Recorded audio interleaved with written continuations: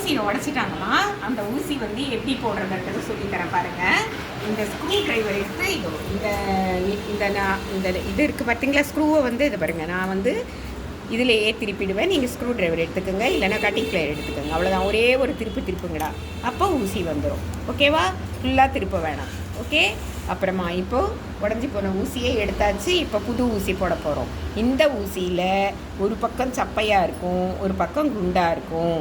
அப்போ நம்ம என்ன பண்ணணும், இந்த சப்பையை தான் இதுக்குள்ளார பிளாட்டாக இருக்கிறது தான் இதுக்குள்ளார போடணும். இங்கே பாருங்கள், அந்த பள்ளத்தில் இதை லூஸ் பண்ணிட்டோம். இந்த பாருங்கள், அப்படியே இது மேலே கொடுக்கும்போது மேலே ஒரு நட்டு இருக்குண்டா, அதில் போய் டச் ஆகும். அதே மாதிரி ஊசி வந்து நூல் கோக்கத்துக்கு கரெக்டாக இருக்கா செக் பண்ணிக்கிங்க. இதை கையில் பிடிச்சிக்கிட்டு இந்த நட்டை கையால் திருப்பிடுங்க. அப்புறமா ஸ்க்ரூ ட்ரைவர் வச்சு டைட்டாக திருப்பிடும், இல்லைன்னா தைக்கும் போது கீழே விழுந்துடும். ஓகேவா?